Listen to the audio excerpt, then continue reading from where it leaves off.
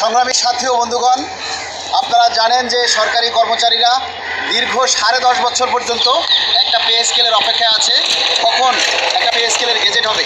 দীর্ঘ 10 বছর পর্যন্ত কিন্তু কর্মচারীদের কোনো বেতন বৃদ্ধি নেই, গ্রেড পরিবর্তনের সুযোগ নেই। দীর্ঘ 10 বছরের দ্রব্যমূল্য কিন্তু লাগামহীনভাবে বৃদ্ধি পেয়েছে।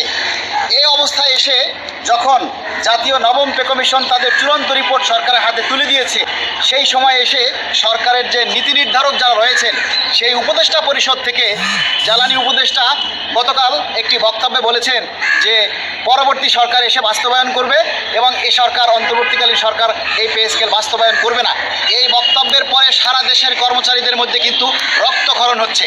কেননা পরবর্তী সরকার এসে যদি পে স্কেল বাস্তবায়ন করে, পরবর্তী সরকার এসে যদি বাস্তবায়ন করতে হয়, আমাদের বেতন বৃদ্ধি করতে হয়, তাহলে আপনারা পে কমিশন গঠন করলেন কেন?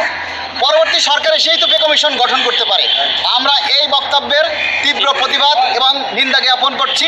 এরই সাথে আমরা মাননীয় প্রধান উপদেষ্টার দৃষ্টি আকর্ষণ করছি যে মাননীয় প্রধান উপদেষ্টা, আপনার দিকে 22 লক্ষ পরিবার কিন্তু তাকিয়ে আছে শুধু আপনার হুকুমের অপেক্ষায়। আপনি চাইলে যে কোনো মুহূর্তে এই পে স্কেলের গেজেট বাস্তবায়ন করে যেতে পারেন। আপনি ভালো করেই জানেন এবং সরকারি উচ্চ পর্যায়ে নীতি নির্ধারক যারা আছেন, আপনারা ভালো করেই জানেন যে একটা সরকার যখন, নির্বাচিত সরকার যখন আসবে, আগের সরকারের অনেক কিছুই কিন্তু পরিবর্তন হয়ে যাবে। তাহলে নির্বাচিত সরকার আসলে এই পে কমিশন, এই রিপোর্ট যা কিছু আছে, এগুলি কিন্তু সব কিছু তারা বাতিল করে দিতে পারবেন, যেটা জ্বালানি উপদেষ্টা নিজের মুখে স্বীকার করছেন। পে কমিশন গঠন হওয়ার পর থেকে কিন্তু ধাপে ধাপে দ্রব্যমূল্য বৃদ্ধি পেয়েছে এবং এই পে কমিশনের আশায় অনেক কর্মচারীরা পে কমিশন পাবে এই অপেক্ষায় অনেকে ঋণও করেছে এবং ঋণগ্রস্ততার দায়ে অনেকে সংসার চালাতে না পেরে, আপনারা জানেন যে অনেক বিজিবি সদস্য আছে, অনেক পুলিশ সদস্য আছে, সাধারণ কর্মচারীরা আছে যারা আজকে আত্মহত্যার মতো পথ বেছে নিয়েছে।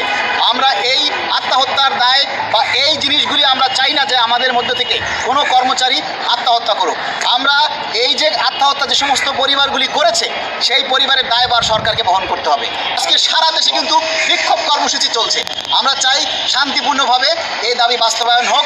আমরা একটা পে স্কেল পেলে সরকারি সেক্টর থেকে কিন্তু 80%-এরও বেশি দুর্নীতি কমে যাবে।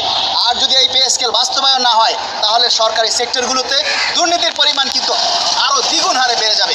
কেননা একটা কর্মচারী তখনই দুর্নীতির পথে পা বাড়ায়, একটা কর্মচারী তখনই অবৈধ পথে পা বাড়ায় যখন তার সংসার চলে না। অনেক কর্মচারী আছে যে অফিসের পরে তারা রাস্তায় ভ্যান চালায়, হকারি করে, তারপরে অটোরিকশা চালায়। একজন কর্মচারী যদি সরকারি চাকরি করে অটোরিকশা চালায়, তাহলে এ লজ্জা কার?